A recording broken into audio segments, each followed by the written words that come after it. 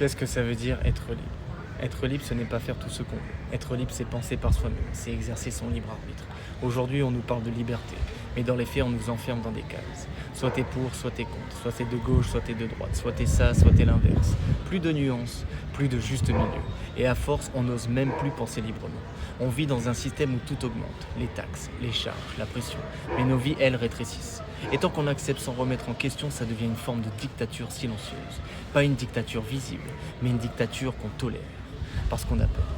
Peur de manquer, peur de perdre, peur de sortir du cadre. Alors on reste, on s'adapte, on survit. Mais ce n'est pas ça, être libre. Être libre, ce n'est plus être gouverné par la peur. C'est se détacher de ce qui nous enchaîne intérieurement. C'est s'ancrer en soi, s'aimer et avancer avec conscience. Parce que tant que tu es manipulé par tes peurs, tu n'es pas libre. La vraie liberté commence à l'intérieur. Et oui, le système peut enfermer, mais il ne peut pas enfermer quelqu'un qui s'est retrouvé. On est la seule espèce qui doit payer pour exister, respirer, se loger, vivre, tout a un prix.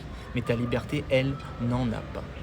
Elle t'appartient déjà, alors récupère-la. Et si tu veux savoir où tu n'es pas libre, regarde là où ça crispe en toi, là où ça fait peur, là où ça se contracte, où ça bloque, où ça fige. Observe, dans ton corps, dans tes émotions, tes pensées, ton énergie, dans tes réactions, dans tes relations. Chaque tension est un indice, chaque peur est une porte. Ce ne sont pas des faiblesses, ce sont des endroits qui demandent d'être vus, accueillis, traversés. Parce que la liberté ne se conquiert pas à l'extérieur, elle se révèle à l'intérieur, là où tu oses regarder ce que tu évitais. Et plus tu mets de la conscience sur ce qui te limite, plus tu te libères.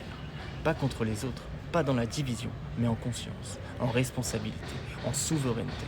Parce qu'au fond, être libre, c'est être souverain dans son propre royaume. Et ça, personne ne peut te l'enlever. Namaste.